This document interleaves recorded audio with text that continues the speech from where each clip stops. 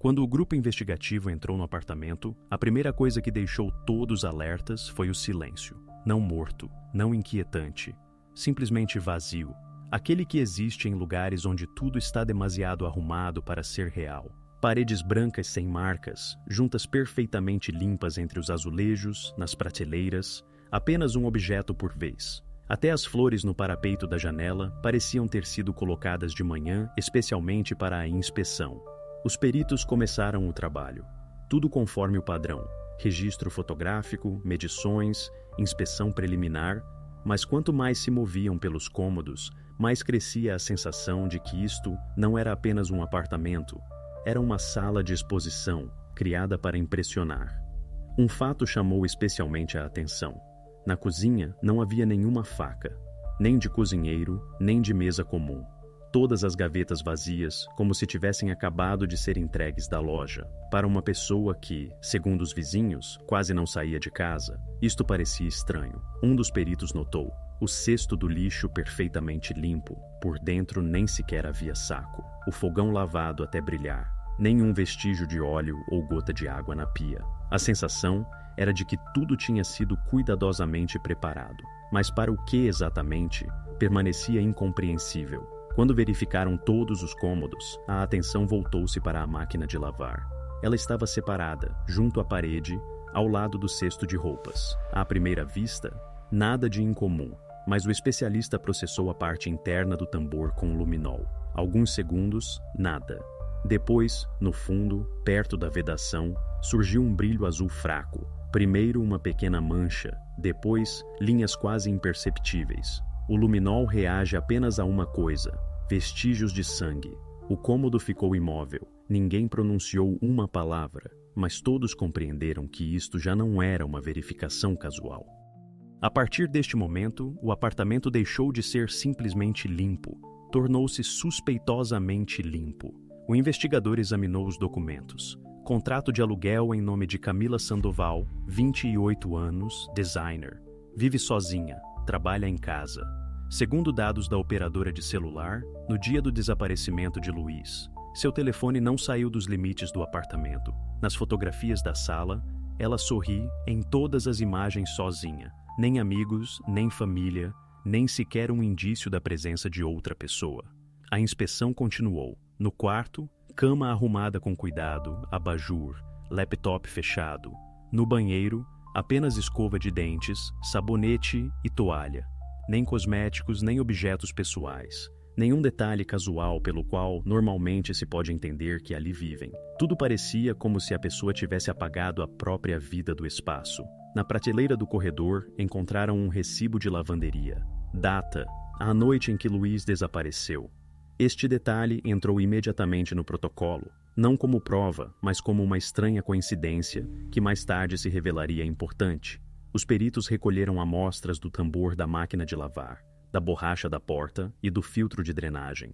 Todos os pacotes foram etiquetados e enviados ao laboratório. Procedimento padrão, mas as expressões nos rostos de todos eram as mesmas, tensas. 3 dias depois, o laboratório emitiu o laudo. Linha curta e seca. Os vestígios encontrados pertencem a um ser humano. Isto foi suficiente para que o apartamento de Camila Sandoval ganhasse um novo status. Agora isto é um lugar onde aconteceu algo sério. Nem facas, nem sinais de luta, nem sons sobre os quais os vizinhos pudessem contar. Apenas limpeza levada ao absurdo e o brilho do luminol dentro da máquina de lavar. Os investigadores ainda não sabiam como tudo estava conectado, mas uma coisa ficou clara. Neste apartamento, aconteceu algo que a dona tentou apagar, não apenas da superfície, mas também da memória de todos que pudessem entrar ali. E a partir deste momento, a investigação deixou de ser rotina. Começou uma história que viraria todo o caso de cabeça para baixo. Antes do desaparecimento de Luiz Rojas, tudo parecia tão comum que, olhando para trás, os investigadores não podiam acreditar como por tanto tempo ninguém notou nada. Esta história começava não com uma tragédia, mas com o mais comum conhecimento, tal como milhares de outros que acontecem todos os dias. Nenhum sinal de alerta, nenhum detalhe suspeito. Tudo parecia simples. 2 adultos, cansados da solidão, encontram-se na internet. Luiz tinha 32 anos. engenheiro eletricista, com formação, trabalho estável e vida medida. Ele trabalhava no estaleiro de Valparaíso, uma grande cidade costeira, onde o ruído do mar se mistura com o som do metal e o cheiro do vento salgado. Seus colegas lembravam que ele era uma pessoa calma, sem excessos, não conflituoso, não muito falador, mas quando se manifestava, sempre sobre o assunto, um daqueles que se respeita pela confiabilidade. Ele alugava um pequeno apartamento na periferia, gostava de ordem e, como diziam os amigos, sempre mantinha tudo sob controle. Na vida pessoal há muito tempo, nada acontecia. O último relacionamento terminou há 2 anos, e desde então ele parecia ter se fechado em si mesmo. Em determinado momento, os amigos o convenceram a se cadastrar num aplicativo de encontros. Luiz concordou relutante, apenas por experiência. Foi ali que ele viu pela primeira vez o perfil de Camila Sandoval. Nas fotografias, rosto calmo, sorriso caloroso, apartamento arrumado ao fundo. Sob as imagens, uma legenda curta: amo ordem, livros e pessoas que sabem ouvir. Nada provocante, nenhuma pose chamativa como as outras. Nisso estava sua diferença: simplicidade, moderação, confiança. No começo, Luiz não escreveu. Parecia que entre eles não havia nada em comum, mas depois de alguns dias, a mensagem veio dela. Parece que você também não gosta de lugares barulhentos. Assim começava a conversa entre eles. Depois, conversa sobre trabalho, filmes, música. Camila contava que trabalhava com design de interiores, trabalhava remotamente e raramente saía de casa. Ela vivia sozinha e, segundo suas palavras, a solidão havia se tornado para ela algo habitual. Após alguns dias de conversa, ela contou que há alguns anos sofreu um acidente grave. Depois dele, ficou com um braço. Ela não escondia isto, pelo contrário, falava calmamente, sem pena de si mesma. Isto é parte da minha história. Não quero que isto defina quem eu sou, escreveu ela. Esta frase, por alguma razão, ficou na memória de Luiz. Naquele momento, ela lhe pareceu verdadeira, sem fingimento. Ele começou a sentir interesse por ela, não apenas pela aparência. Nela havia algo equilibrado, confiante, mas ao mesmo tempo frágil. Assim, eles passaram da conversa ao encontro. O primeiro encontro aconteceu num café perto do cais, lugar neutro, onde se pode conversar e não sentir constrangimento. Camila chegou primeiro, de camisa branca, cabelos presos, quase sem maquiagem. Luiz notou que ela se mantinha calma, falava pouco, mas cada palavra parecia medida. Nenhum gesto, nenhuma tentativa de impressionar. Depois do café, eles simplesmente caminharam pelo cais. A partir deste momento, tudo se desenvolveu naturalmente. Troca de mensagens, chamadas curtas, encontros raros. 5 vezes em um mês. Não muito frequente, mas suficiente para sentir apego. Camila nunca insistia. Sempre dava espaço. Às vezes cancelava encontros sob pretexto de mal-estar ou trabalho acumulado. Luiz não via nada de estranho nisso. Pelo contrário, considerava isto um sinal de maturidade. Finalmente ele havia encontrado uma pessoa sem drama desnecessário. Após 3 semanas, ela propôs pela primeira vez que ele viesse à casa dela. É mais fácil assim, disse ela. Eu preparo o jantar, não gosto de restaurantes. Este encontro tornou-se importante para ele. Ele contava aos amigos que o apartamento dela parecia refletir ela mesma. Limpo, arrumado, sem excessos. Paredes brancas, luz suave, cheiro de frescor. Nenhuma fotografia, nenhum vestígio de presença alheia. Mais tarde, os investigadores verificaram os dados de geolocalização. O telefone de Luiz realmente foi registrado várias vezes no mesmo lugar. Edifício residencial no bairro Praias Altas, Rua Juan Fernandes. Camila, em seus depoimentos, não negou. Sim, todos os seus encontros aconteciam ali.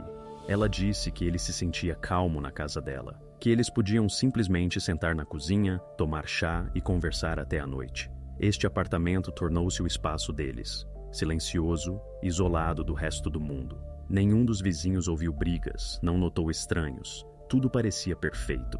Mas foi justamente esta perfeição que depois se tornaria para essa investigação o principal marcador de mentira. Quando os policiais estudavam os protocolos, compreenderam: Tudo que começou com um simples jantar no apartamento de Camila terminou com o fato de que, no mesmo apartamento, encontraram vestígios de sangue. E agora, já ninguém podia dizer onde terminou a história de amor e começou a história do crime. O próximo que lhes cabia descobrir o que aconteceu naquela noite quando Luiz parou de responder. Os primeiros sinais de alerta apareceram na manhã de segunda-feira, no estaleiro onde Luiz trabalhava. Sua ausência foi notada imediatamente.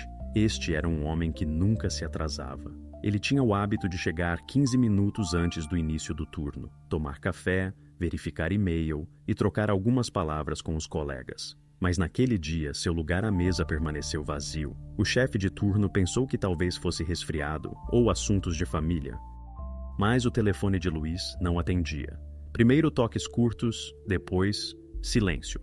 Os amigos tentaram escrever no mensageiro. A mensagem, por muito tempo, permaneceu não lida. À noite, quando ele ainda não deu sinal de vida, um dos colegas ligou para sua mãe, Dona Estela. Ela disse que também não conseguia falar com ele desde a noite anterior. Então, a preocupação transformou-se em angústia. A mãe lembrava que a última conversa com o filho aconteceu no sábado. Ele soava calmo, até alegre. Luiz disse que à noite passaria na casa de uma conhecida, Camila, para ajudá-la com o computador. Ela perguntou quem era e ele respondeu brevemente. Apenas uma amiga. Ele não ligou mais. No dia seguinte, seu carro ainda estava no estacionamento perto do porto, onde ele costumava deixá-lo nos fins de semana. Dentro, nada de suspeito. Documentos, carregador de telefone, garrafa de água. Mas o telefone não estava no carro. Encontraram-no depois, na água, perto do cais, sem cartão SIM. Na manhã de terça-feira, a mãe apresentou queixa de desaparecimento. Este foi o momento em que a preocupação pessoal transformou-se em caso oficial. A queixa foi registrada na delegacia de plantão da 3ª Seção da Polícia de Valparaíso. Luiz Rojas foi declarado procurado como desaparecido. Foi-lhe atribuído número de caso, aberto dossiê, enviadas orientações para as sessões próximas. O investigador designado para o caso, Sargento Hernan Cuellar, agiu segundo o esquema padrão. Verificação de operações bancárias. Depois de sábado, nenhum movimento no cartão. Conexão celular. Última atividade à noite do mesmo dia. Sinal registrado na área do complexo residencial, na rua Juan Fernandes. A coincidência com o endereço de Camila Sandoval tornou-se a primeira ligação. A polícia não se apressou em tirar conclusões. Nas fases iniciais, tais casos quase sempre passam sob a formulação saída voluntária ou desaparecimento voluntário. Mas algo nesta história não se encaixava. Luiz não era daqueles que partem sem avisar. Ele não tinha dívidas, conflitos ou problemas psicológicos. Em seu apartamento tudo estava em seus lugares, passaporte, em casa, ferramentas de trabalho arrumadas com cuidado. Enquanto isso, a mãe ligava para uma delegacia todos os dias. Ela insistiu que verificassem aquela tal mulher com quem ele se encontrava, Camila. No início, os investigadores não deram importância a isto. Relações pessoais raramente se tornavam motivo para desaparecimento. Mas, quando se descobriu que justamente no dia do desaparecimento, Luiz realmente esteve na casa dela, a situação mudou. O grupo operacional fez solicitação oficial para interrogatório de Camila Sandoval. Ligaram para ela e ela respondeu calmamente, sem hesitação. Disse que Luiz realmente veio no sábado, mas saiu tarde da noite, depois de uma briga. Segundo suas palavras, ele se ofendeu por causa de uma bobagem, ciúme, e simplesmente foi embora. Ela não tentou detê-lo. Para a polícia, isto soava como possível explicação, mas não como versão definitiva. Muitas inconsistências. Por que ele não voltou para casa? Por que o telefone estava na água? Por que desde domingo ninguém o viu? Por enquanto, oficialmente, o caso permanecia com status de desaparecimento de pessoa. Isto significava que a polícia podia solicitar dados das operadoras, interrogar próximos, verificar rotas, mas não realizar busca ou prisão. No entanto, dentro da delegacia já sentiam. O caso não seria simples. Desaparecimento muito arrumado, história muito limpa. Assim começou a contagem, a partir do momento em que a queixa da mãe transformou-se em caso, e o sobrenome de Camila apareceu pela primeira vez no relatório como possível conexão com o homem desaparecido. A partir deste momento, a atenção da investigação gradualmente deslocou-se da busca de pessoa viva para a busca da verdade sobre o que realmente aconteceu em seu apartamento. A manhã de 12 de outubro começou com verificações rotineiras. O sargento Hernan Cuellar, supervisionando o caso do desaparecimento de Luiz Rojas, recebeu o relatório das patrulhas. Nada de especial. Ronda padrão de estacionamentos, estações e áreas adjacentes. Mas uma comunicação se destacou. Um sedã cinza com as mesmas placas que estavam indicadas na orientação estava parado no estacionamento perto do velho porto de Valparaíso. À primeira vista, achado sem importância, mas para a investigação, era o primeiro vestígio concreto em 4 dias. O lugar onde encontraram o carro parecia comum: plataforma de concreto, alguns contêineres enferrujados, cerca, atrás da qual escureciam guindastes de navios. Ali, sempre cheirava a sal, óleo e umidade. À noite, frequentemente chegavam pescadores, alguém simplesmente para beber cerveja junto à água. O automóvel de Luiz estava reto, cuidadosamente estacionado entre 2 vagas vazias. Por fora, nem sinais de danos, nem sinais de sujeira. Quando os operativos abriram o carro, surpreendeu-os o estado do interior. Tudo parecia limpo demais. Até os tapetes, sem areia, sem sujeira. No banco dianteiro, jaqueta dobrada com cuidado. Ao lado, chaves do apartamento, garrafa de água, pacote de chiclete meio vazio. No painel, nenhuma impressão digital, exceto as dele próprio. Porta-luvas fechado, dentro, documentos, seguro, manual de serviço. Tudo no lugar. O porta-malas estava vazio. Nem ferramentas, nem coisas, nem sacolas. Nada que pudesse sugerir para onde ele pretendia ir. O sargento Cuellar examinou cuidadosamente o carro. Ele não era novato. Em sua prática, havia casos suficientes em que pessoas simplesmente desapareciam, mudavam-se para outra cidade, saíam da família, começavam vida nova. Mas isto parecia diferente. Em tais histórias, sempre há vestígios de pressa, coisas esquecidas, caos, fragmentos de papéis, inconsistências. Aqui, tudo parecia uma saída cuidadosamente planejada, arrumado demais, limpo demais. O local de descoberta do automóvel acrescentava mistério. Estacionamento no porto, lugar onde normalmente abandonam carros marinheiros ou trabalhadores temporários que se empregam em navios. Ali se pode simplesmente deixar o carro por algumas semanas. Ninguém se surpreende. Por isso, a primeira suposição da polícia soava lógica. Luiz poderia ter conseguido embarcar numa viagem sazonal. Neste período, em outubro, frequentemente contratavam brigadas adicionais. Para verificar esta versão, os investigadores enviaram solicitação à administração portuária. Precisavam estabelecer se não saíram navios onde pudesse constar pessoa com dados semelhantes. A resposta chegou à noite. Nos últimos 3 dias, deste cais, saíram 5 barcos, principalmente viagens particulares de carga. Nas listas de passageiros e trabalhadores não havia o sobrenome Rojas, mas também não era possível excluir sua presença.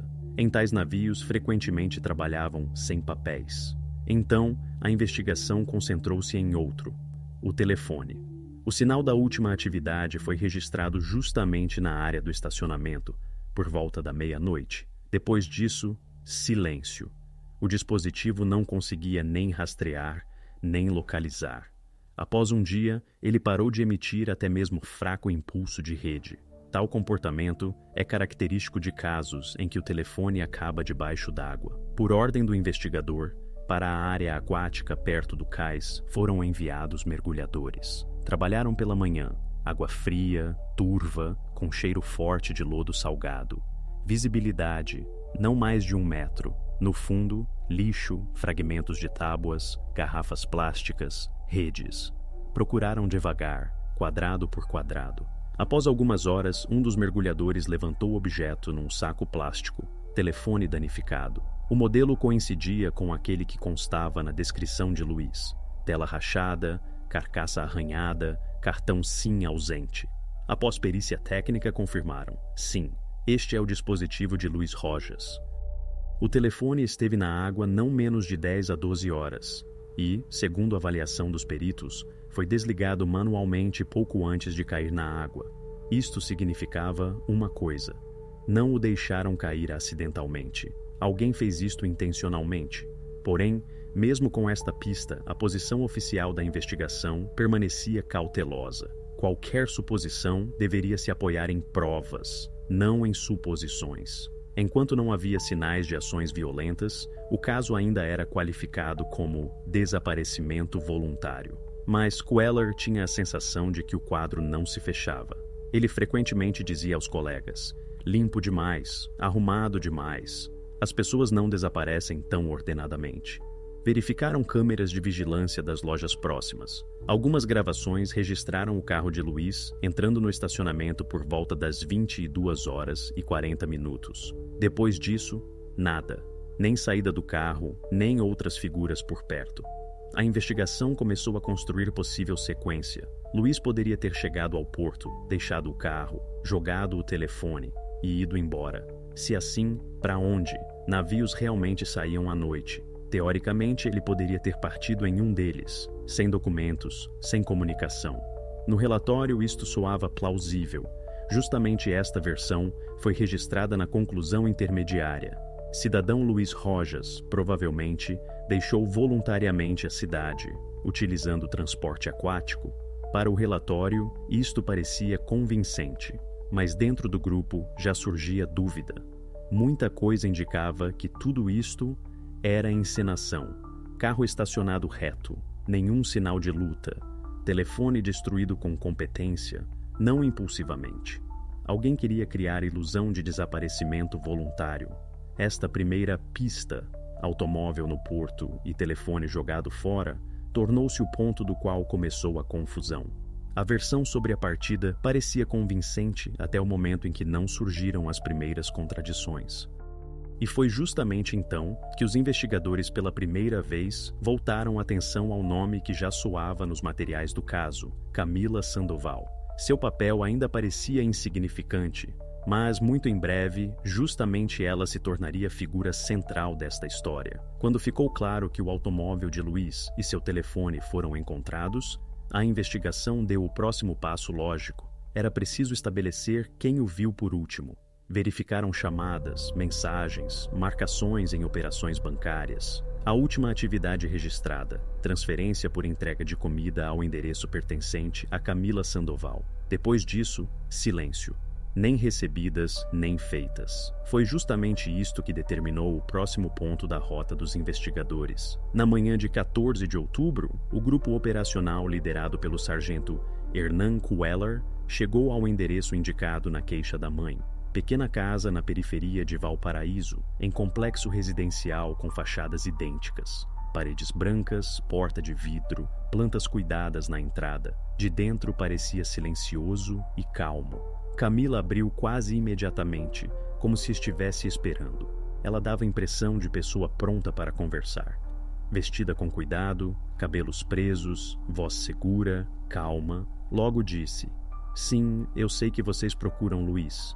Ele esteve comigo no sábado, nós brigamos e ele foi embora." O sargento Queller pediu que ela contasse tudo em ordem. Ela expôs a versão uniformemente, como se já tivesse repetido várias vezes. Segundo suas palavras, naquela noite jantaram na casa dela. Luiz começou a ter ciúmes. Alguém lhe escreveu mensagem e ele reagiu bruscamente. Entre eles, eclodiu briga. Ela levantou a voz. Ele foi embora. Simplesmente levantou e saiu do apartamento, sem dizer uma palavra. Suas palavras entraram no protocolo oficial.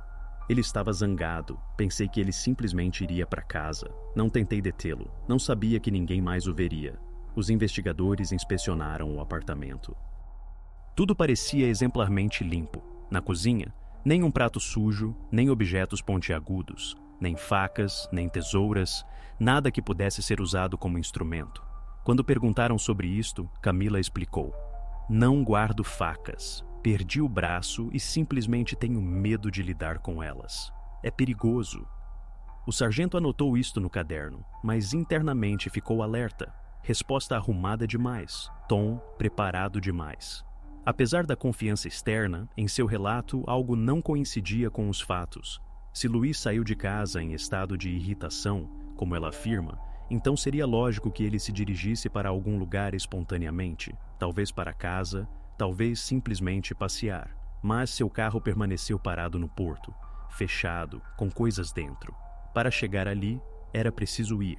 Isto significa que ele chegou lá já depois da visita a ela. Mas como, se não tinha outro transporte? Adiante, mais inconsistências. Camila afirmava que ele saiu por volta da meia-noite, mas segundo dados da rede celular, seu telefone desligou um pouco antes, por volta das 22h50, diferença de quase 1 hora.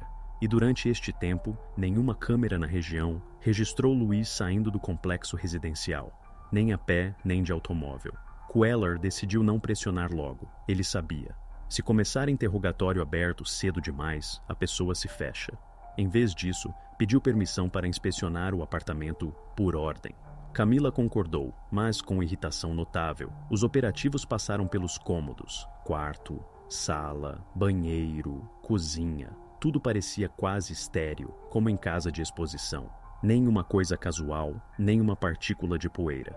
Até o cesto do lixo estava vazio. Para alguém, isto poderia ser sinal de cuidado, mas para o investigador, isto é antes sinal de alerta. As pessoas não vivem em limpeza perfeita, especialmente aquelas que vivem sozinhas. Camila continuou mantendo-se calma. Quando lhe perguntaram se comunicou com Luiz depois daquela noite, ela respondeu negativamente. O telefone, segundo suas palavras, ele esqueceu em casa, mas depois, aparentemente, voltou e pegou-o. Caso contrário, como explicar que ele acabou no porto? Isto soava lógico, mas na verificação detalhada desmoronava. Em seu dispositivo, nenhuma chamada recebida depois que ele deixou seu apartamento. Significa que ele não o ligou de modo algum. Para a investigação, este foi o momento decisivo. Suas palavras, lisas, medidas, com pausas emocionais, pareciam pensadas previamente. Nenhum detalhe, nenhuma dúvida.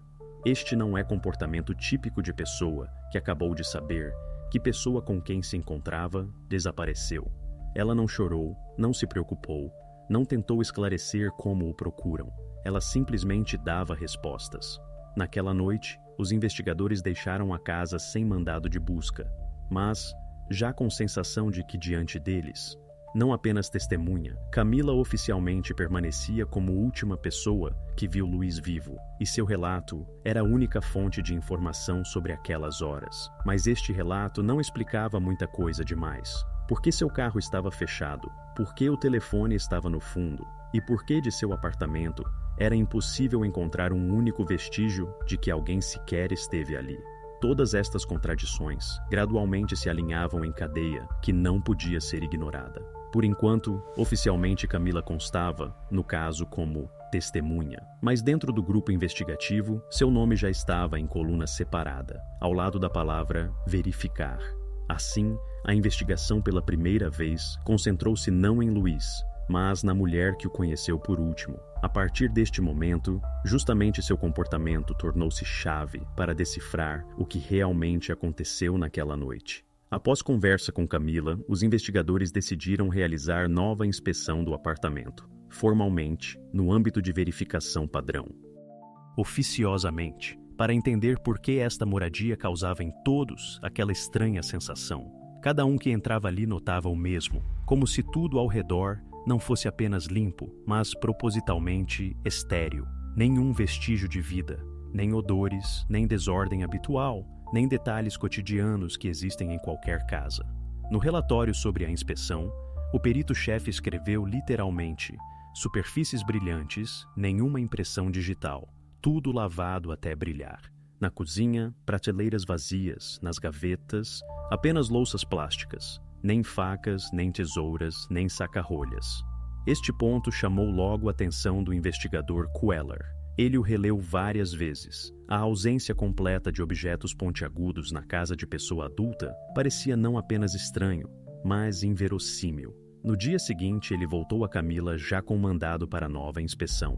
Ela não se opôs, recebeu-os calmamente, como se tudo o que estava acontecendo não a afetasse. Comportou-se sem sombra de irritação. Apenas no rosto de tempos em tempos aparecia cansaço quase imperceptível, como se ela já tivesse vivido tudo isto antecipadamente. Os investigadores abriram armários da cozinha, gavetas, verificaram o escorredor de pratos, até olharam no depósito. Realmente, nenhuma faca, nem de cozinha, nem de mesa. Não havia garfos, nem objetos metálicos em geral. Apenas colheres plásticas e conjunto de talheres descartáveis. Tal impressão de que a pessoa conscientemente excluiu da casa tudo que pode de algum modo cortar, furar ou deixar marca. Queller perguntou diretamente: "Por que você não tem facas?" A resposta soou instantaneamente, sem hesitação.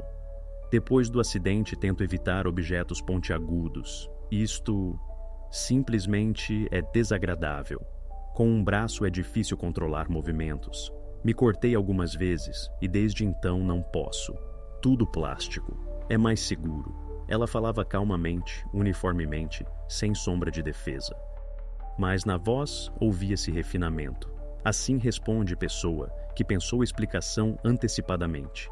As palavras pareciam plausíveis. Em sua posição, realmente poderia ser assim. Mas, para os investigadores, esta história apenas intensificava a sensação de artificialidade. Justificativa perfeita demais. Lógica medida demais.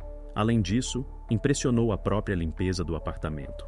Normalmente em casas onde vivem pessoas sozinhas, sempre há pequenos vestígios de cotidiano. Migalhas na mesa, poeira na prateleira, embalagem aberta, xícara na pia. Aqui não havia nada. Até o cesto do lixo estava vazio, saco dobrado com cuidado. No chão, nem cabelos, nem partícula de poeira. Nos espelhos, nem impressões digitais. Tudo parecia como se o apartamento tivesse sido lavado recentemente com aplicação de química. No relatório, os peritos indicaram mais um detalhe: cheiro fraco de produtos de limpeza. Não forte, mas quase imperceptível, como de superfície recém-limpa. Isto é detalhe, mas justamente tais detalhes frequentemente se revelam mais importantes que pistas diretas, especialmente quando alguém tenta apagar vestígios. Queller ficou muito tempo na cozinha, examinando a pia perfeitamente branca.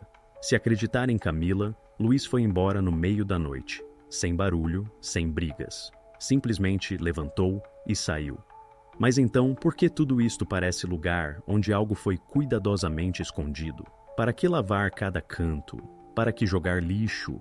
Para que limpar apartamento até a esterilidade? Os investigadores começaram a comparar fatos. Primeiro, Camila, última pessoa que viu Luiz. Segundo, em seu apartamento não há nada que se possa usar no cotidiano para preparar alimentos. Terceiro, sua explicação parece plausível, mas não se verifica por nenhum dado objetivo. E, finalmente, ela comporta-se calma demais para a pessoa, em torno da qual de repente começou a investigação. Queller anotou para si: se a pessoa diz verdade, tudo isto é estranha coincidência. Se mente, significa que no apartamento há o que eles ainda não encontraram. Ele compreendia. Não há provas diretas, mas justamente tais anomalias frequentemente levam à decifração.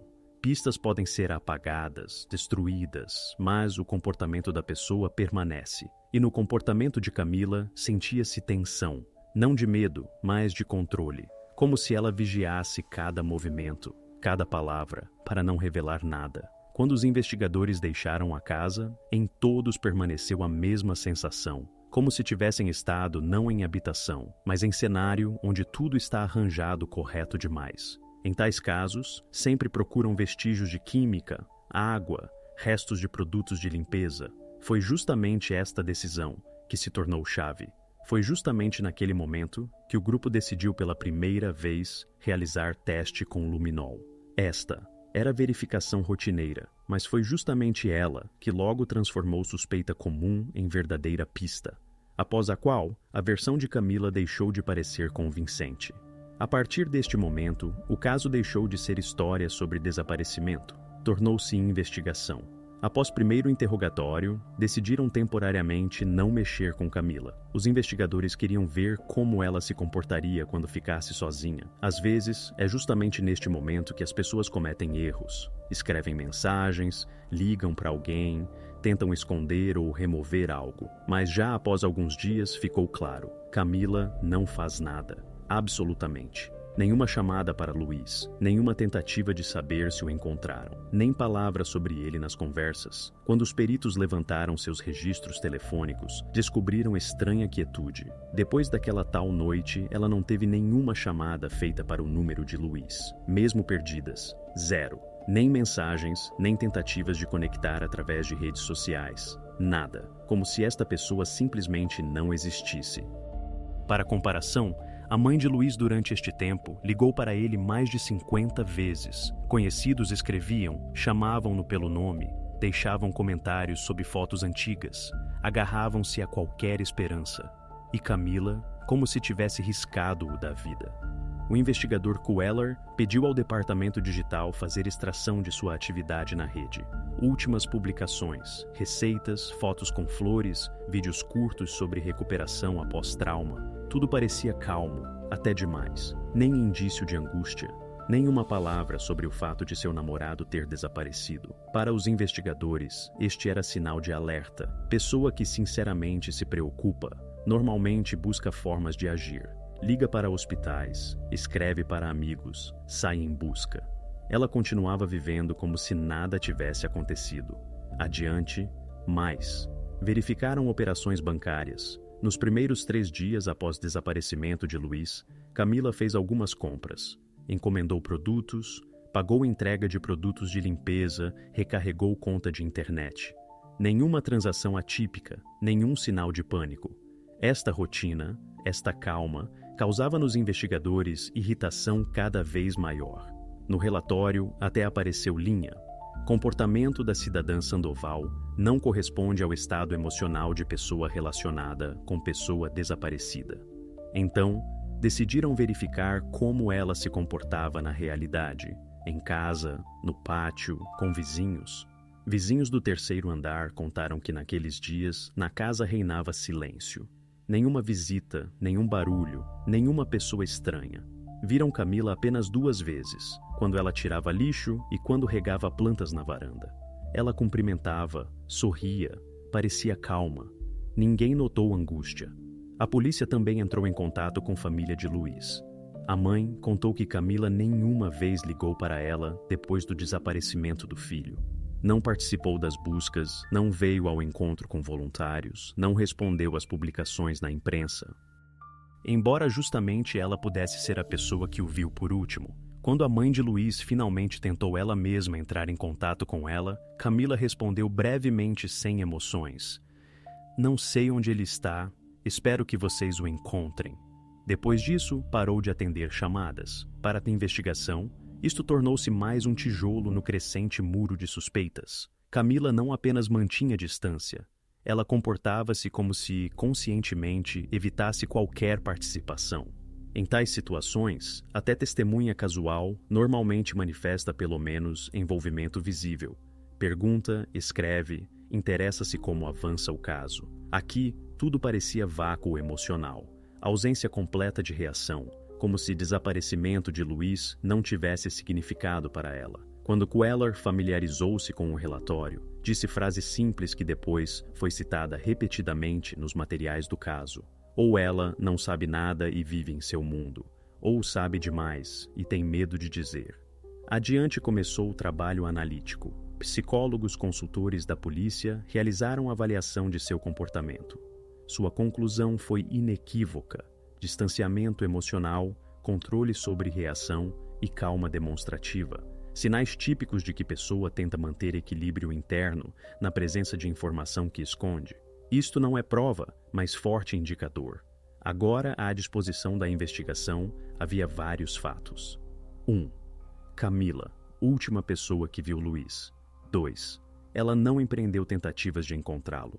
3. Seu comportamento não corresponde à situação em que desapareceu pessoa próxima. 4. No apartamento, limpeza estéril e ausência de objetos com os quais se poderia causar algo. Tudo isto se encaixava em quadro que não podia mais ser ignorado. A investigação tomou decisão de agir mais ativamente. Agora, era preciso verificar se realmente sua explicação com ausência de facas e esterilidade, simplesmente hábito pessoal, ou por trás disto estava algo maior. Assim começou a próxima fase, perícia técnica do apartamento, que pela primeira vez deu resultado capaz de virar toda a investigação de cabeça para baixo. Quando a investigação acumulou contradições suficientes, chegou o momento de agir oficialmente. Suspeitas em comportamento estranho, Isto não é prova, mas, se a isto adicionar fatos concretos, como inconsistências no tempo, esterilidade do apartamento e depoimentos contraditórios, isto já é suficiente para tribunal dar permissão para a busca. O investigador Queller formalizou solicitação. No relatório, enfatizou pontos-chave. Camila foi a última pessoa que viu Luiz. Seu apartamento demonstrou vestígios de limpeza recente com aplicação de química. Ausentes objetos cotidianos com os quais se poderia explicar vestígios encontrados de produtos de limpeza. Tudo isto parecia tentativa consciente de destruir possíveis pistas. O tribunal satisfez o pedido. 2 dias depois, o grupo investigativo voltou à casa de Camila já oficialmente. Desta vez, tudo acontecia por protocolo, testemunhas, filmagem em vídeo, fixação de cada detalhe. Camila foi temporariamente retirada do apartamento. Permitiram-lhe estar presente apenas à distância, sob observação. O apartamento parecia tudo igualmente perfeito. Mas, justamente isto era o problema. Os investigadores sabiam, quanto mais limpo o ambiente, maior probabilidade de que dentro esteja escondido o que não deve ser visível. Por isso, começaram não com inspeção visual, mas com verificação química. Os peritos tiraram um conjunto especial para teste com luminol. Esta substância que reage a vestígios de sangue, mesmo se tentaram lavá-lo. Procedimento simples. Solução é pulverizada na superfície. Apaga-se luz e observa-se onde aparece brilho. Pode ser fraco, quase imperceptível, mas, se há reação, significa que houve contato com fluido biológico. Primeira pulverização fizeram na cozinha. Azulejo, bancada, puxadores de armários. Tudo permaneceu sem reação. Depois verificaram chão perto da pia, e foi então que na escuridão apareceu leve clarão azulado, curto, mas brilhante o suficiente para compreender. Aqui havia algo. O perito prendeu a respiração e realizou o teste repetido. A reação confirmou-se. Próximo passo: banheiro. Ali, o brilho foi mais forte, especialmente em torno da máquina de lavar. No lado interno da escotilha, o luminol brilhou quase instantaneamente. Brilhante, uniforme, sem dúvidas. Este foi o momento em que a versão sobre desaparecimento deixou de ser apenas versão. Cada centímetro foi registrado em foto. Na parede, junto ao chão e na vedação de borracha do tambor, permaneceram vestígios fracos que era impossível ver a olho nu. Tudo isto foi cuidadosamente coletado. Cotonetes de algodão, amostras de tecido, fragmentos plásticos. Cada coisa foi embalada em saco separado com marcação e número. Naquela noite, o laboratório trabalhou até tarde. Os biólogos receberam amostras já 1 hora após recolhimento. A análise preliminar mostrou: reação do luminol não é falsa. Estes são realmente vestígios de sangue. Agora, restava apenas estabelecer origem, se é humano ou não, e se sim, a quem pertence. Enquanto peritos trabalhavam, investigadores discutiam consequências. Queller compreendia.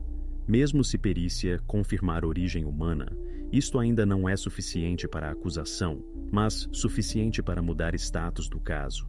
Naquela mesma noite ele assinou ordem interna, requalificação. Agora a investigação era conduzida não como desaparecimento de pessoa, mas como suspeita de assassinato. Para a equipe, este tornou-se momento decisivo. Tudo que até então parecia estranha coincidência, agora adquiriu forma concreta. Carro no porto, telefone jogado fora, apartamento estéril, ausência de facas e agora brilho químico dentro da máquina de lavar. Tudo se encaixava numa linha. Quando na manhã seguinte chegaram resultados da análise, não restaram dúvidas. Sangue, humano. Quantidade de micropartículas era pequena, mas suficiente para fazer conclusão. Vestígios não são casuais. Tentaram lavá-los e lavaram cuidadosamente, mas não conseguiram se livrar completamente. A partir deste momento, a investigação recebeu o direito de agir muito mais decisivamente. Camila foi chamada novamente, já não como testemunha, mas como parte figurante. O interrogatório que se seguirá adiante tornar-se-á primeiro verdadeiro confronto entre sua versão e provas que não podiam mais ser ignoradas. Após descoberta de vestígios de sangue, o caso passou às mãos de especialistas. É justamente nesta etapa que investigação de suposições transforma-se em ciência exata. No laboratório do Ministério da Justiça em Santiago, os biólogos receberam para análise 3 pacotes, com fragmentos de tecido, cotonetes de algodão e amostras da vedação de borracha da máquina de lavar. Tudo foi marcado, registrado e selado conforme regras da criminalística. Agora era preciso responder à questão principal: a quem pertence este sangue? O processo começou com preparação de biomaterial. Os laboratoristas extraíram amostras, realizaram limpeza preliminar e colocaram-nas em soluções especiais para a extração de DNA. Este é procedimento rotineiro, mas, em tais casos, justamente ele torna-se decisivo. Às vezes, entre acusação e absolvição, está apenas uma molécula preservada no tecido. Após algumas horas no monitor, apareceu curva gráfica, desenho característico de perfil genético. No início, os dados eram incompletos, mas após teste repetido, conseguiram obter resultado estável. O perfil de DNA foi extraído com sucesso. Agora a investigação tinha impressão biológica que precisava ser comparada com algo. O problema é que a polícia não tinha objetos pessoais de Luiz onde se pudesse tirar a amostra padrão. Seu apartamento ficava em outro bairro, e acesso ali abriram apenas após acordo com família. Então, o investigador Queller foi ele mesmo à casa da mãe de Luiz.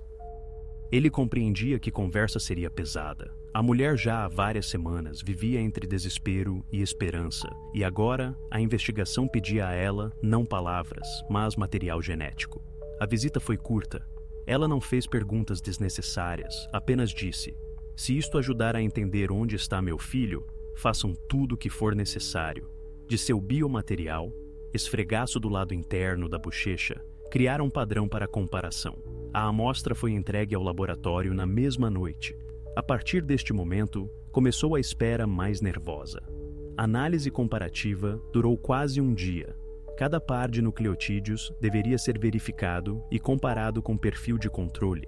No monitor do computador laboratorial, gradualmente alinhavam-se duas linhas, duas assinaturas genéticas. Se coincidem em todos os marcadores principais, significa que sangue pertence a Luiz. Quando peritos obtiveram dados finais, resultado foi inequívoco. Coincidência: 99,99%. Ou seja, cientificamente provado que sangue descoberto dentro da máquina de lavar, no apartamento de Camila, pertence a Luiz Mendes. Conclusão da perícia foi formalizada em linguagem oficial seca. Conforme resultados de análise comparativa, realizada pelo Laboratório de Perícia Médico-Legal do Ministério da Justiça, foi estabelecido: DNA extraído de vestígios biológicos descobertos no apartamento no endereço coincide com DNA fornecido para comparação pela mãe de Luiz Mendes. Probabilidade de coincidência casual: menos de 1 em 1 milhão. Esta frase mudou tudo. Até este momento, os investigadores podiam apoiar-se apenas no comportamento de Camila e circunstâncias indiretas. Agora, tinham prova concreta. Em seu apartamento, derramou-se sangue de Luiz. E isto significava que ele não poderia simplesmente ter ido embora, como ela afirmava. Após recebimento do relatório do laboratório, o caso adquiriu novo peso. O investigador Queller assinou protocolo sobre ampliação da investigação. Camila foi chamada para interrogatório novamente, já considerando novos fatos. Agora esta não era conversa com testemunha, mas apresentação formal de provas. Naquele momento, a investigação já sabia. Sangue encontrado não poderia ser resultado de trauma casual. Sua quantidade e localização falavam de outra coisa. Mas, oficialmente, esta versão podia ser expressa apenas após verificação presencial e análise do comportamento da própria Camila. O próximo interrogatório tornar-se-á momento em que, pela primeira vez, surgirá real confronto entre provas e palavras. E pela primeira vez, a investigação ouvirá dela o que ela tanto tempo tentou esconder. Após conclusão da perícia, os investigadores compreendiam. Todas as pistas puxam para Camila, mas para que a acusação resistisse ao tribunal, era preciso excluir quaisquer outras versões. Por isso, Queller ordenou voltar ao próprio começo, ao lugar onde tudo, parecia, começava, ao porto. Na primeira vez, verificaram esta localização superficialmente. Então, considerava-se que Luiz poderia ter deixado cidade por mar. Versão parecia lógica. Seu carro encontrado em estacionamento perto do cais. Telefone, no fundo, a alguns metros da água. Tudo encaixava-se em história sobre homem que partiu sozinho, possivelmente em desespero ou após conflito. Mas agora, quando no apartamento de Camila encontraram vestígios de sangue, tudo exigia revisão. A equipe saiu ao local novamente. O oficial de plantão do porto confirmou. Daquele dia já passou mais de um mês, mas arquivo com gravações de vídeo ainda se preservava. Queller formalizou solicitação, e logo sobre mesa da investigação caíram cópias das câmeras de vigilância, 6 arquivos de diferentes ângulos do estacionamento e entrada no território. Visualização das gravações começou à noite. Primeiro vídeo mostrava como o carro de Luiz, sedã cinza, aparece no quadro por volta das 22h40. Faróis deslizam lentamente pelo asfalto, automóvel para cuidadosamente junto ao muro, onde normalmente estacionam funcionários do armazém. Depois, luz apaga e silêncio. Os investigadores rebobinavam gravação repetidas vezes, esperando que após alguns segundos alguém sairia do carro, mas porta não abriu. Nem motorista nem passageiros deixavam o interior. Carro simplesmente apareceu e congelou. Meia hora depois, pelo caminho vizinho, passou homem de jaqueta com capuz. Ele olhou de relance para lado do automóvel, mas não se aproximou. Mais 10 minutos. Dupla de trabalhadores com carrinho. Eles também passaram. Nenhuma ação suspeita.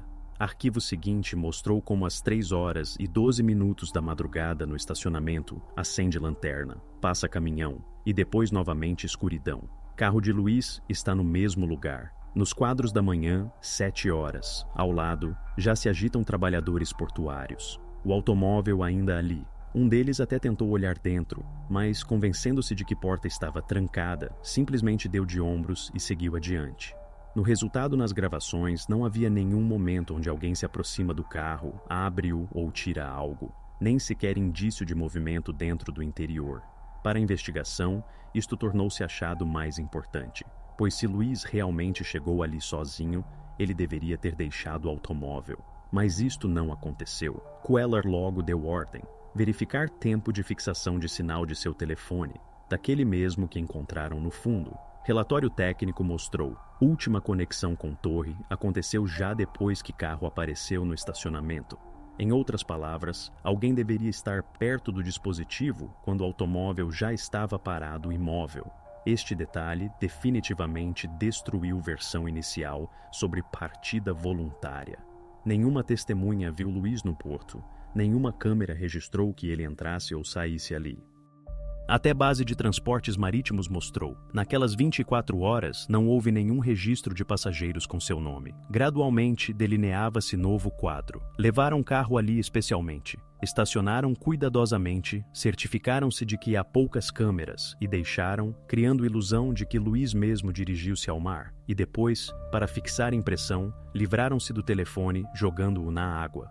A investigação, passo a passo, verificou outras versões. Não havia nenhum dado sobre possíveis conflitos de Luiz com colegas, dívidas, brigas. Nenhuma outra pessoa figurava em suas conversas nos últimos dias. Tudo reduzia-se a um ponto: Camila. Ela sabia onde ele estava naquela noite. Ela tinha possibilidade de mover automóvel, e foi justamente em seu apartamento que encontraram vestígios de seu sangue. Quando Queller juntava protocolo sobre gravações de vídeo, escreveu na capa: versão Porto, reconhecida como encenação. Automóvel movido por terceiro. Prosseguir investigação concentrada na figurante Sandoval C. Agora, todas as estradas levavam novamente a ela. A investigação preparava-se para a etapa mais complexa, para interrogatório direto, onde pela primeira vez serão apresentadas todas as provas. E ali, sob pressão dos fatos, Camila finalmente deixará de fingir calma. Quando investigadores começaram a cavar mais fundo, ficou claro: Camila todo este tempo interpretava papel, e fazia isto habilmente. Desde o primeiro dia, desde o primeiro interrogatório, ela construiu em torno de si imagem de vítima. Mulher quieta, cansada, que perdeu o braço em acidente, passou por tempos difíceis e agora simplesmente tenta viver calmamente. Esta imagem causava pena e dispunha, mas quanto mais avançava a investigação, mais nela apareciam rachaduras. Primeiro, Queller decidiu verificar detalhe mais óbvio: sua história sobre catástrofe automobilística. Em seus depoimentos, Camila afirmava que há alguns anos sofreu acidente de trânsito grave, em resultado do qual perdeu o braço. Então, segundo suas palavras, motorista de caminhão não conseguiu controlar veículo, saiu para a faixa contrária e ela, por milagre, permaneceu viva. Palavras soavam convincentes, mas em seu relato havia um detalhe que alertou o investigador. Ela não nomeou nem data exata, nem local do acontecimento. Queller direcionou solicitação à polícia rodoviária, a seção que deveria conduzir tais casos. Resposta chegou 2 dias depois. Na base de dados dos últimos 10 anos, não constava nenhum acidente com sua participação. Nem relatórios, nem atestados, nem pagamentos de seguro. Nada. Nenhum vestígio de que sua história pudesse ser verdade. Este foi o primeiro engano direto registrado documentalmente. Para excluir probabilidade de erro, a investigação dirigiu-se a hospitais, por local de seu registro e clínicas próximas. E ali mesmo o quadro. Nenhuma menção a acidente de trânsito, nem operações cirúrgicas relacionadas a traumas. Mas, ao mesmo tempo, no prontuário médico de Camila, realmente constava amputação. Apenas causa era outra. Estudando documentos, investigadores souberam que braço foi amputado devido a complicações após doença infecciosa grave. Esta não foi tragédia repentina, mas resultado de doença negligenciada que ela mesma por muito tempo ignorou. E isto mudava bruscamente a percepção de sua imagem. Aquela mesma história com a qual ela se protegia não era apenas mentira, era parte cuidadosamente construída de sua lenda, destinada a causar compaixão e desviar a atenção dos lados desagradáveis de seu caráter. Quando Queller mostrou esta descoberta aos colegas, ficou óbvio. Se ela é capaz de mentir sobre tal, sobre si mesma, sobre sua vida, sobre próprio corpo, então mentir sobre eventos daquela noite não lhe custaria esforço. A investigação decidiu ir adiante. Era importante entender quem ela era antes de conhecer Luiz, onde vivia, com que se ocupava, que relações tinha com circundantes. Solicitação à base do Ministério do Interior trouxe resultado inesperadamente rico. Há 5 anos antes de conhecimento com Luiz, Camila já entrara no campo de visão da polícia. Então, este caso foi classificado como incidente doméstico. No protocolo constava: queixa de vizinho que declarou que mulher em estado de afeto quebrou vidro e ameaçou com o objeto da cozinha, homem com quem tinha conflito. O caso então foi abafado. Ambas partes recusaram pretensões. E incidente permaneceu sem consequências, mas fato foi registrado. Este episódio inseriu nova faceta em seu retrato. Camila revelou-se não aquela mulher quieta e fechada que tentava parecer. Ela tinha temperamento explosivo, tendência a reações bruscas e, a julgar por depoimentos de vizinhos, podia ser agressiva, especialmente em momentos de brigas. Várias testemunhas descreviam-na como pessoa cujo humor mudava instantaneamente, de calma a fúria em segundos contados. Investigadores encontraram outras confirmações indiretas. Em arquivos de redes sociais, preservaram-se publicações antigas onde ela queixava-se de crueldade masculina e, simultaneamente, escrevia frases estranhas, quase ameaçadoras sobre vingança. Tudo isto parecia tentativa de justificar antecipadamente possível comportamento futuro, como se ela já preparasse terreno para um dia explicar algo que não deveria ter acontecido. Para Queller, isto tornou-se momento-chave. Ele compreendeu toda a história, começando do caso infeliz e terminando com sua imagem quieta, máscara cuidadosamente pensada. Camila controlava como os outros a viam e fazia isto não pela primeira vez. Ela sabia causar confiança, sabia parecer fraca e indefesa, mas por trás desta vulnerabilidade externa escondia-se cálculo perigoso e frio. Após recebimento destes dados, a investigação oficialmente mudou o status de Camila. Agora, ela figurava não como testemunha, mas como principal suspeita. Seu passado, que ela tantos anos tentou esconder, tornou-se confirmação de que sua mentira não é casualidade, mas sistema. Foi justamente neste momento que no caso surgiu novo impulso. Queller decidiu que agora era necessário realizar mais uma busca, mas já não no apartamento, mas na garagem onde guardavam-se objetos pessoais de Luiz. Foi justamente ali, entre ferramentas e contêineres, que a investigação finalmente encontrará a pista que colocará tudo em seus lugares. Camila foi trazida à delegacia de manhã cedo. Outono já entrara em seus direitos, e no ambiente estava ar úmido e fresco. Ela caminhava pelo corredor com confiança, quase orgulhosamente, não tentando esconder-se atrás de máscara de confusão. Parecia que ela preparava-se para esta conversa. Sabia que era inevitável e pretendia passar por ela com a mesma calma fria com a qual normalmente respondia perguntas dos investigadores. Sala de interrogatórios era simples. Paredes cinzas, câmeras sob teto, mesa metálica ressoante, espaço comum que funciona com qualquer um. Faz sentir pressão, causar angústia, quebrar sensação habitual de controle. Mas Camila não parecia confusa.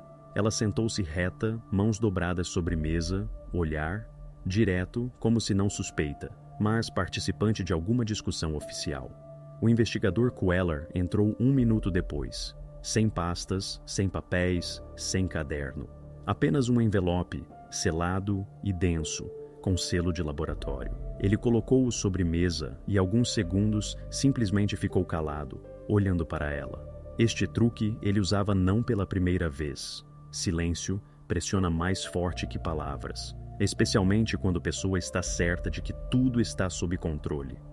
Camila, disse ele calmamente, recebemos resultados da perícia. Ela não respondeu imediatamente, apenas levantou ligeiramente queixo. E o que eles mostram? Voz estava equilibrada, até um pouco entediada. Queller lentamente abriu o envelope, espalhou sobre mesa 3 folhas. Na primeira, formulário oficial com selo e assinatura de perito judicial. Ele empurrou o papel para ela. Esta é a análise de DNA, disse ele. Sangue encontrado na superfície interna de sua máquina de lavar coincide com o perfil de Luiz Herrera. Ela ficou calada. Olhava para texto, mas o olhar permanecia imóvel, quase vítreo. Depois, levantou olhos e baixinho disse: ele se cortou, uma vez quando estava comigo. Foi há muito tempo. Resposta soou calmamente, como se ela discutisse algo cotidiano. Mas Queller já estava pronto. Se cortou, repetiu ele. E você decidiu não comunicar isto quando perguntamos se ele teve traumas? Não pensei que isto fosse importante. Ele não se opôs. Simplesmente abriu segunda pasta e colocou por cima fotografia. Close da gaveta com utensílios de cozinha. Dentro, vazio. Então explique com que ele poderia ter se cortado se em sua casa não há nem facas, nem objetos pontiagudos. Nenhum. Camila ficou ligeiramente tensa. Por fração de segundo, músculos do rosto tremeram, mas ela rapidamente controlou-se. Depois do acidente, tento evitar coisas perigosas. Este é meu hábito. Depois de que acidente? Especificou Queller. Verificamos todos os relatórios. Nenhum registro, nem na polícia rodoviária, nem em arquivos de seguro. Ela desviou o olhar. Alguns segundos ficou calada. Talvez documentos não se preservaram. Foi há muito tempo. Documentos preservaram-se, Camila. Não se preservou apenas sua lenda. Temos extrato do hospital. Ali não há acidente de trânsito. Ali há doença, amputação médica, não trauma. Ele falava calmamente, sem pressão. Cada palavra soava como fato, não como acusação. Era justamente isto que quebrava pessoas. Camila sentava imóvel. Apenas dedos apertaram-se mais forte. Queller tirou folha seguinte. Cópia de protocolo policial de 5 anos atrás. Você lembra deste endereço? Ele virou o papel para ela. Vizinho apresentou queixa, briga, janela quebrada, ameaças. Então, tudo foi abafado. Mas registro permaneceu. Camila levantou bruscamente a cabeça. Aquilo foi mal entendido. Fui provocada. Possivelmente. Mas agora isto parece diferente. Um conflito, depois segundo. E agora, desaparecimento de pessoa com quem você era próxima. Ela tentou responder algo, mas palavras ficaram presas. Você não entende, pronunciou finalmente. Ele era instável. Ele poderia ir embora. Ele ameaçava. Eu simplesmente... Ela cortou a frase pela metade. Queller não deu tempo para ela se recompor. Então explique por que seu sangue acabou em sua máquina de lavar. Por que seu telefone foi encontrado na água perto do porto? Porque justamente você foi a última pessoa que o viu. Silêncio pairou denso, pesado. Na sala ouvia-se apenas zumbido fraco do ar-condicionado. Camila baixou o olhar, não respondia. Em seu rosto já não havia aquela confiança de antes. Ela parecia cansada, como se alguém lentamente retirasse dela o ar. Queller deu passo atrás, sentou-se na borda da mesa. Não temos faca, disse ele baixinho. Não temos confissão, mas temos todo o resto. Camila levantou olhos. Neles não havia medo, apenas vazio. Ela compreendeu que sua história terminou. Não direi mais nada, pronunciou ela, e sua voz tremeu pela primeira vez em todo o interrogatório. O investigador acenou com cabeça. Isto era previsível. Quando pessoa é encurralada, silêncio torna-se última forma de defesa. Queller juntou papéis, dobrou-os cuidadosamente de volta na pasta. Ele não pronunciou nenhuma palavra por último, simplesmente levantou e saiu. No corredor estava mesmo silêncio que pela manhã. Mas agora o caso passou a outro estágio. A investigação tinha tudo para mover adiante. Provas, motivo, mentira, contradições. Faltava apenas uma coisa: resposta à questão principal. Onde o próprio Luiz? Esta questão tornar-se a ponto de partida da próxima etapa, a mais complexa e mais decisiva para toda a história. Após interrogatório, em que Camila fechou-se e recusou falar, investigação encontrou-se em becos sem saída. Não há confissão, não há arma do crime, não há testemunhas diretas também. Tudo esbarrava no que aconteceu em seu apartamento. Mas, sem mecanismo exato, investigadores não podiam provar intenção. E sem isto, qualquer acusação poderia desmoronar em tribunal. Queller compreendia. Nesta história, algo não fecha. Apartamento limpo demais, mentira pensada demais, comportamento calmo demais. Tal não acontece espontaneamente. Quem comete crime em afeto, age caoticamente. Camila, pelo contrário, limpou tudo até o último detalhe.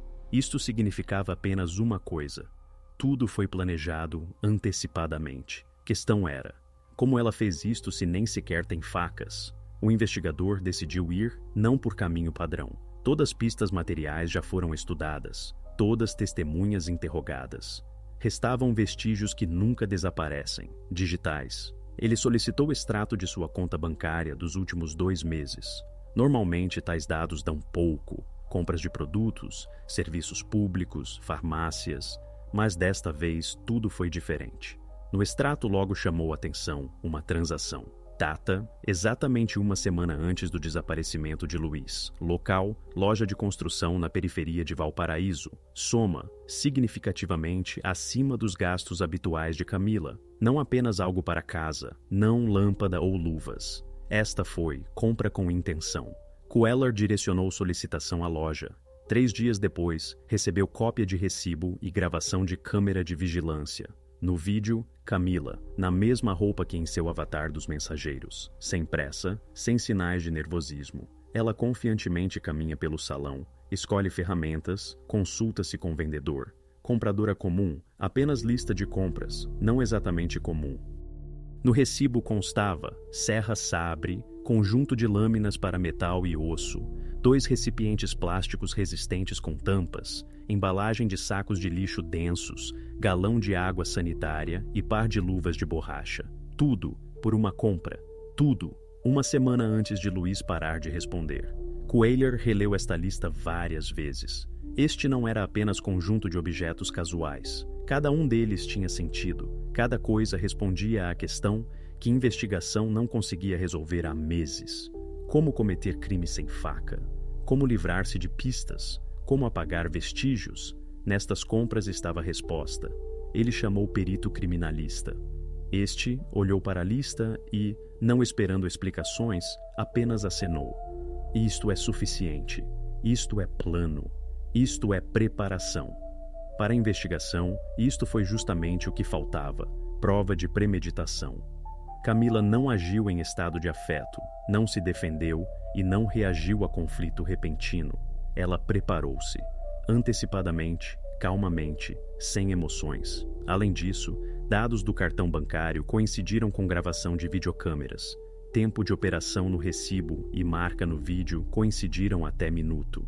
Isto excluía quaisquer dúvidas. Agora, a investigação tinha não apenas suposições, mas vestígio digital fixado, que é impossível refutar. Quando estes dados caíram sobre a mesa do procurador, caso definitivamente mudou o status. Agora, não era história sobre estranha desaparição e circunstâncias obscuras. Isto tornou-se caso sobre crime intencional, antecipadamente planejado. Para Queller, isto tornou-se culminação de mês de trabalho. Mas, junto com isto, veio nova compreensão. Mesmo se provas são convincentes, isto ainda não é suficiente. Tribunal exige mecanismo completo, sem contradições. E embora agora a investigação tivesse confirmação de preparação, ainda faltava resposta ao último. Para onde desapareceu Luiz? Camila calava, e significa que única forma de saber verdade, procurar adiante. Garagem, porão, jardim, terrenos baldios perto da casa. Tudo agora precisava ser verificado novamente. Foi justamente nesta etapa que caso de documental transformava-se em pessoal. Investigadores já não procuravam pistas. Eles procuravam verdade que Camila até o último tentou esconder. Manhã em que trouxeram Camila para terceiro interrogatório diferenciava-se de todos os anteriores. Desta vez, no edifício da administração, não havia agitação. Não havia conversas preparatórias habituais. Tudo já estava pronto. Sala de interrogatórios a mesma, mas a atmosfera completamente outra. Não interrogatório investigativo, mas quase cena final. Nas semanas passadas, investigadores juntaram suficiente para fazê-la falar. E não com ameaças, não com pressão, mas com fatos. Quando a conduziram, ela novamente manteve-se calma. Mesma maneira, mesma marcha medida, mesmo distanciamento. Mas por dentro, pela expressão do rosto, via-se. Ela sente que agora algo mudou. Câmera já fixava tudo. Desde como ela sentou, até como olhava para a porta. O investigador Queller entrou 1 minuto depois, não pronunciando nem palavra. Ele não cumprimentou e não ligou o gravador logo. Simplesmente tirou uma folha e colocou diante dela. Este era recibo de caixa, aquela mesma transação da loja de construção. Ele não explicou, não comentou. Simplesmente sentou-se oposto, observando sua reação. Primeiro, ela nem sequer compreendeu. Olhar deslizou pelos números, depois pelo nome da loja. Rosto permaneceu imóvel, mas nos olhos passou um movimento curto, quase imperceptível, como se algo dentro tivesse quebrado. Ela tentou pegar recibo, mas mão parou no meio do caminho. Alguns segundos, silêncio. Apenas estalido silencioso da lâmpada sobre cabeça. Você esteve ali, finalmente disse ele, não elevando voz. 1 semana antes de Luiz desaparecer. Camila não respondeu. Ela continuou olhando para um ponto, como se não ouvisse. Mas por micromovimentos do rosto, por tremor da pálpebra e tensão da mandíbula, via-se. Golpe atingiu o alvo. O investigador tirou mais um documento. Captura de tela da câmera de vigilância. Mesma data, mesmo tempo. No quadro, ela, com carrinho onde está serra e embalagens de recipientes. Ele não mostrou demonstrativamente, simplesmente colocou cuidadosamente sobre recibo. Novamente silêncio. Minutos passavam. Câmera fixava tudo. Sua respiração ficou mais frequente.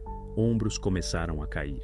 No protocolo, mais tarde, aparecerá registro curto.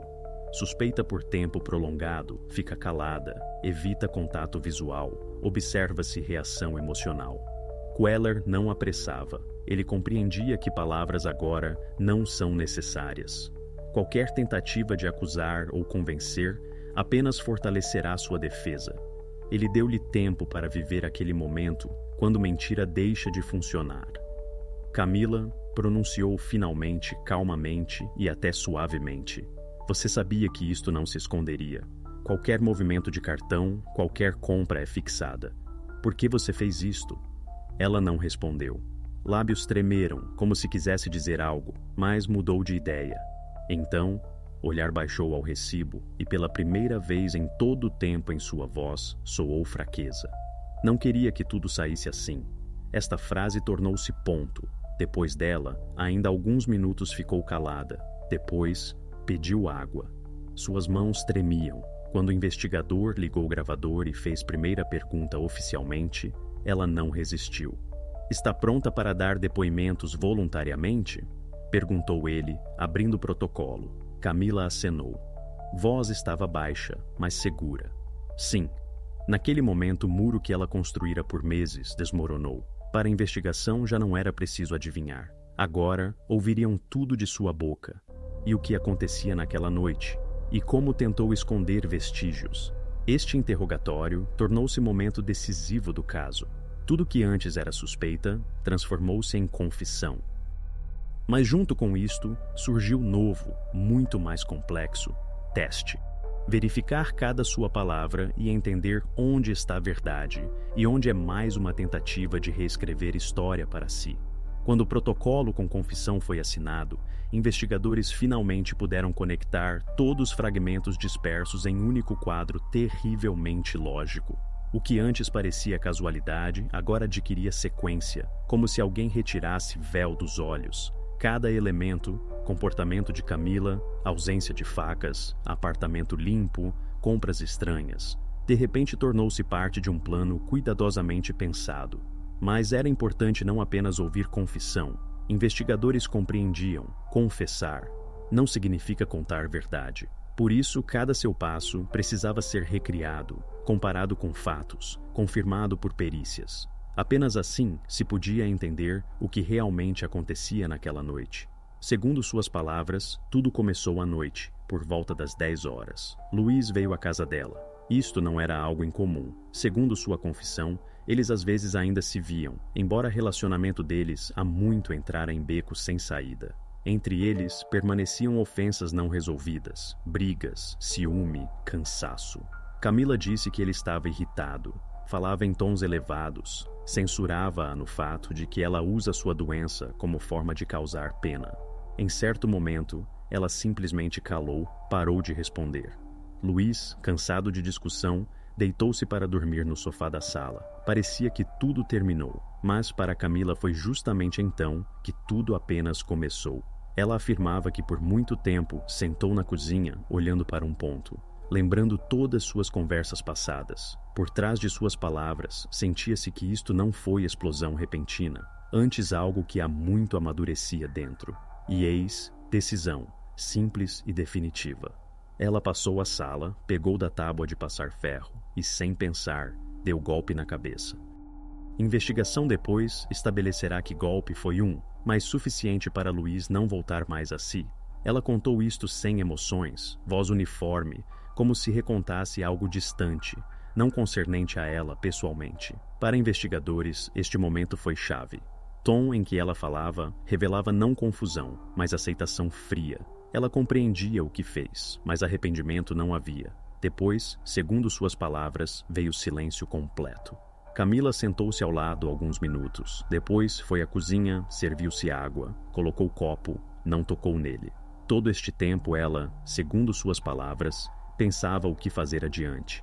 Após algum tempo, levantou, tirou do depósito sacos de construção, trouxe ao banheiro serra comprada uma semana antes, ligou água para que barulho abafasse sons e começou a agir. Ela pensou tudo antecipadamente. Na investigação, confessou que comprou serra sabre justamente porque seria mais fácil manejá-la com um braço. Ela não podia usar facas, por isso, escolheu ferramenta com a qual conseguiria fisicamente. No apartamento, ligou televisão alta para que vizinhos não ouvissem nada desnecessário. Tempo passou da meia-noite. Adiante começou o que investigadores depois chamarão tentativa mais metódica de esconder crime que apenas se pode imaginar. Camila agiu por pontos. Ela cuidadosamente removeu tudo que pudesse conter vestígios. Limpou o azulejo, lavou banheira com água sanitária, tirou lixo. Até panos que usou depois, queimou na lareira da varanda. Este momento confirmou-se por perícia de cinza encontrada depois no parapeito da janela. Nela havia restos de tecido e partículas de plástico. Quando tudo terminou, ela dobrou os sacos no porta-malas.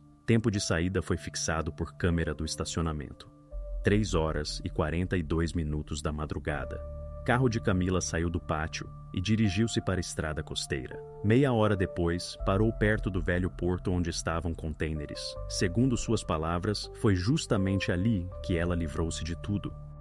Mais tarde, investigadores encontrarão nas fendas do concreto vestígios de água sanitária e micropartículas de polietileno, coincidindo com o material daqueles mesmos sacos de construção. Quando perguntaram o que fez com ferramenta, Camila respondeu simplesmente: "Joguei fora." Ela levou Serra para fora da cidade e jogou de ponte onde há correnteza forte. Isto explicava por que não a encontraram. Mas, o mais surpreendente, ela pensou também isto. Certificando-se de que ferramenta afundou, voltou para casa, tirou roupa de cama, lavou-a, ligou o ar-condicionado, abriu janelas e deitou-se para dormir. Pela manhã, ligou para trabalho e disse que não poderia vir. Quando investigadores depois restauraram linha temporal, tudo coincidiu. Tempo de golpe, saída, compras, movimento de carro, limpeza. Até menores detalhes confirmaram-se. Este não foi crime emocional, não foi casualidade. Esta foi realização sequencial de plano antecipadamente pensado. Naquele momento, investigação pela primeira vez sentiu que quadro completamente fechou-se. Nada permaneceu incompreensível, nem motivo, nem método, nem sequer estado psicológico de Camila. Ela mesma construiu para si a armadilha, e agora suas próprias palavras tornaram-se principal pista. Quando o interrogatório terminou, na sala estava longo silêncio. O investigador desligou o gravador, fechou pasta e levantou-se. Ele compreendia. Este foi fim da parte investigativa, mas não fim da história. Agora, caso passava para onde o destino de Camila será decidido definitivamente, em sala de tribunal. Ali, tudo que ela tentou esconder soará em voz alta, já sem possibilidade de recuar. Sala de tribunal estava lotada. No banco, sentavam jornalistas, parentes, ouvintes casuais que vieram ver caso já tornado ruidoso. O ar parecia denso, como antes de tempestade. Pessoas esperavam desfecho, mas ninguém sabia como ele soaria. Conduziram Camila sob escolta. Ela estava na mesma maneira, calma, controlada, quase indiferente. Durante todo o tempo do processo, nenhuma vez demonstrou emoção. Apenas mãos, sempre entrelaçadas, como se ela segurasse dentro o que há muito saiu de controle. O processo começou com leitura de acusação. Voz do procurador soava clara e sem hesitações, cada palavra, como tiro. No documento dizia-se: Camila é acusada de homicídio doloso cometido com crueldade especial, com o objetivo de ocultar crime. Cada formulação foi confirmada por provas, fotografias, protocolos, conclusões de peritos. Em certo momento, o procurador levantou aquele mesmo recibo, retirado na loja de construção. Papel simples, mas foi justamente ele que tornou-se símbolo do sangue frio com o qual tudo foi concebido. Depois, a palavra foi tomada pela defesa. A advogado tentou construir linhas sobre o estado psíquico de Camila. Ele afirmava que a mulher estava instável, que sofria ataques de ansiedade, que circunstâncias pressionavam sobre ela. Segundo suas palavras, tudo aconteceu em estado de afeto. Ele pedia ao tribunal considerar isto, lembrando que a acusada tem invalidez, que ela possivelmente não compreendia completamente consequências de suas ações. Mas estas palavras soavam cada vez mais fracas sobre fundo de provas documentais. O procurador respondeu brevemente, mas com força óbvia. Ele mostrou cronologia. Compra de Serra, 1 semana antes do crime. Água sanitária e sacos, no mesmo dia. E depois, tentativa de encenar desaparecimento, carro deixado em estacionamento, telefone jogado fora, mentira sobre caso infeliz. Tudo isto, dizia ele, não poderia ser obra de impulso momentâneo. Esta foi preparação, sequencial, fria, calculada. Na sala estava silêncio. Juiz várias vezes fez pausas, dando a todos consciência do ouvido. Cada nova prova pregava a linha de defesa mais profundamente. Quando soou frase: acusada adquiriu ferramenta destinada a desmembramento 1 semana antes do evento. Advogado apenas baixou olhos. Até Camila, neste momento, parou de olhar para o lado do juiz. O olhar dela congelou em algum lugar embaixo, nas próprias mãos. Psicólogo que participou do caso confirmou que Camila não tem sinais de transtorno que pudesse excluir consciência de suas ações. Além disso, seu comportamento após crime, sequência de ações, tentativas de esconder vestígios, tudo indicava compreensão clara do acontecido. Isto destruiu a última tentativa da defesa de justificar seu estado. Anúncio de sentença durou alguns minutos, mas para todos na sala, tempo como que congelou. Juiz falava calmamente, medidamente, sem pressão, como se constatasse a muito óbvio. Camila ouvia sem se distrair, sem objeções. Na sala, ouvia-se como alguém dos parentes de Luiz. silenciosamente soluçou, quando soou parte conclusiva da sentença. Reconhecer Camila R., culpada de cometer crime, previsto no artigo 105 do Código Penal, e atribuir punição na forma de privação de liberdade por prazo de 24 anos em colônia correcional de regime geral. Após estas palavras, Sala por segundo congelou, e depois, como que exalou. Para a família de Luiz, isto não foi consolo. Nada já podia devolver perdido, mas eles pelo menos receberam resposta.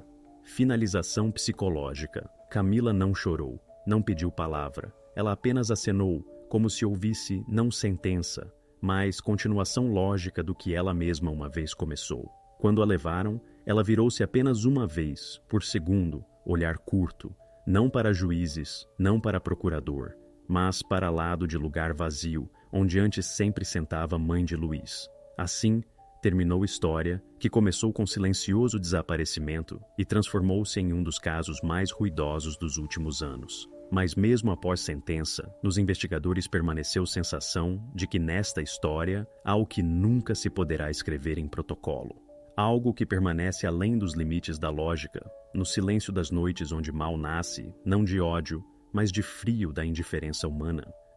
Após pronunciamento de sentença, vida parecia que deveria ter voltado ao curso habitual.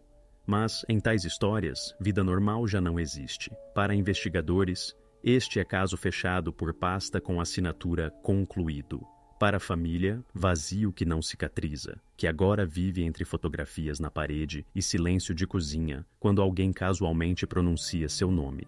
Oficialmente, buscas continuaram ainda algumas semanas. Camila indicou alguns pontos: porto, velha zona industrial, faixa costeira, onde, segundo suas palavras, ela livrou-se de vestígios. Investigadores, junto com mergulhadores e peritos, vasculharam linha costeira, verificavam cada centímetro, desciam sob água, onde fundo há muito transformou-se em depósito de sucata e argila. E ainda assim encontraram algo: fragmentos de polietileno, pedaços de tecido, retalhos de sacos com partículas de DNA pertencentes a Luiz. Não inteiramente, não completamente, mas apenas vestígios, como se própria natureza recusasse devolvê-lo de volta.